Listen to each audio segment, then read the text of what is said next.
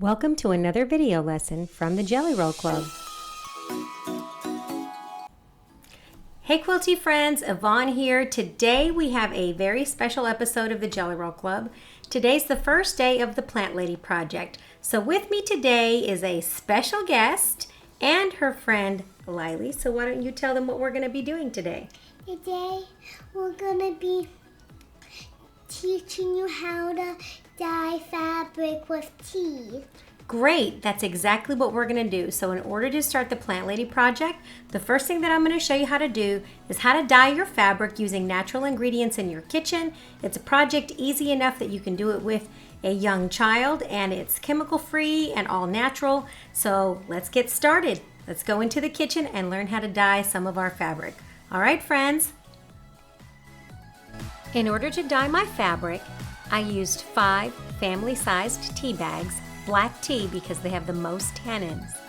I also used a medium stock pot, or you can use a large one if you have one, some wooden kitchen tools, a gallon of water, and a little bit of instant coffee. It's optional, but if you want to get some interesting variation or make it mottled, you can use some instant coffee. All right, friends, here we go.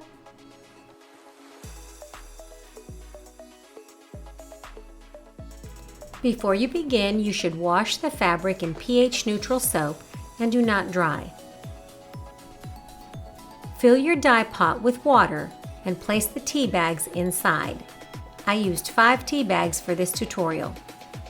Bring the liquid to a boil and let it get down to a simmer, and simmer for at least 15 minutes before adding the fabric.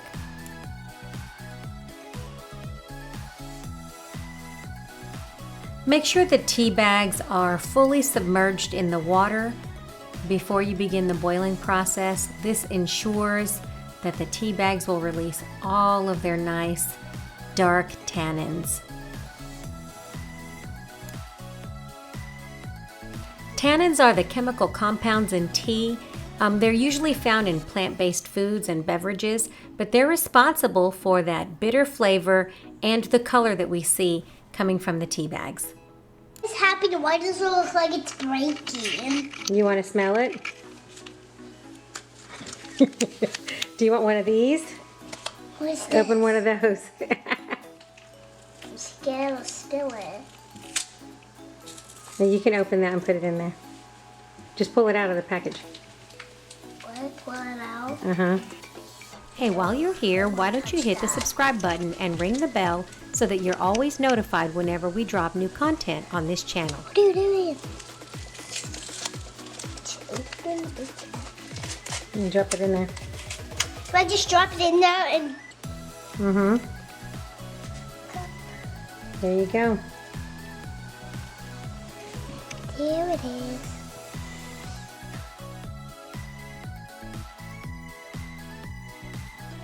Once the dye bath is nice and dark, you can go ahead and remove the tea bags if you want a lighter mixture, or leave them in if you want a darker mixture. Now you're ready for the next step, and you're ready to add the fabric. Place your fabric inside the pot, stir it well, ensuring that it's covered by the water, and keep simmering on low for about an hour.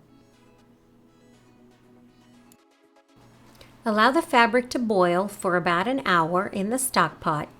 Check it frequently to make sure your water has not evaporated, and add more water if needed.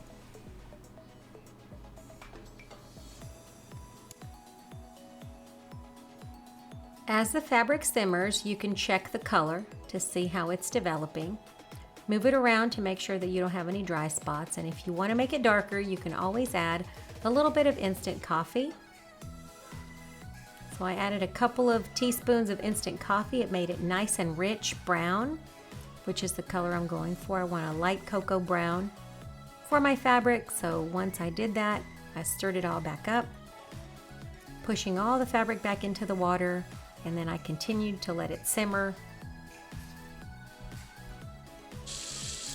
Once your fabric has reached the color you want to achieve, you can go ahead and bring it to the sink and rinse it in cold water.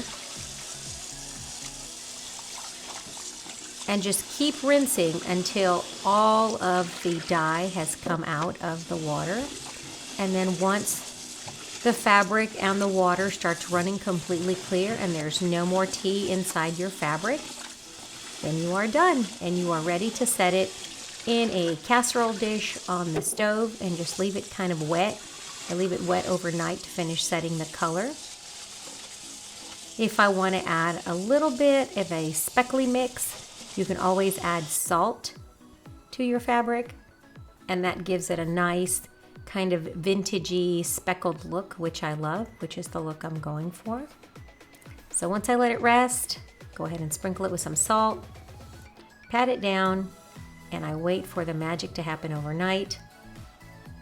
In the morning, I rinsed it again and threw it in the dryer, and I had this beautiful brown colored fabric. Last, I brought it over to my wool pressing mat. Once it was dry, I added a silicone pad to keep the stains away from my mat. And remember, I put it in the dryer so it's completely dry. I spritz it with just plain water and give it a press with a hot dry iron. I love pre-washing my fabric, so even if it wasn't dyed, I would be pre-washing it, but look at the beautiful color variation that has, kind of slightly speckly. So this will give me a great base for creating those terracotta pots that I want to create for this project. Just takes a few minutes. My pieces are both fat quarter size, which makes them manageable. It just takes a couple minutes to press them, and they still have a nice texture to them. Press on both sides.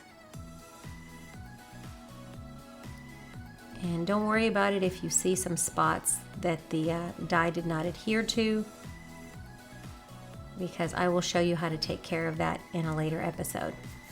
All right, friends, that's all for the dyeing process. And now I'm going to go ahead and show you all of the materials that you're going to need for the Plant Lady project. For my background, I'm going to use 2 yards of plain unbleached muslin. I also purchased 1 Rainforest Color Story jelly roll from Robert Kaufman. It has a variety of greens. They're really rich and beautiful, as you can see. They're from very dark green to very light green. Next, I went into my stash and I pulled anything that looks like plant matter. So I got a variety of light greens, medium greens, some printed greens, anything that I thought would add variation. I even picked a binding print, so I think that would look cute on this quilt. I looked in my batik stash and I found some greens that are richer, a little bit darker, some medium olive colored fabrics that are just solid. A slightly darker green batik I found. I have some grunge. I have found a dotted fabric that's like a mossy green. I found a dyed fat quarter in there, and a couple of other fabrics that I thought would really give character and interest to the finished quilt. I also found this border print on clearance, and I might use it for a backing. I set out my oil pastels. I don't know if I'm going to use them, but I have them handy just in case. My Inktense blocks, which you will learn how to use in this series. Some variegated thread. I'm waiting for my other threads to show up. And then I use Aurifil. I buy it by the cone because it's cheaper, color 2310, because that matches my muslin perfectly. So if you notice, it matches my muslin, and that's what I'm going to use for some of my piecing. And then a few other things which are handy are some washable school glue, some tulip fabric markers. Love those fabric markers. I will also use a little bit of fray check from time to time. And then I have a needle pointed glue dropper, so when I dilute my glue, I put it in this little needle point dropper. And I will use a regular glue stick. And that's it, folks. Let me know if you have any questions. Here are all of the dates for the next live stream in this series. I hope you will join us for another series from the Jelly Roll Club. And while you're here, don't forget to like and subscribe so you never miss a thing. Thank you. Thanks for watching.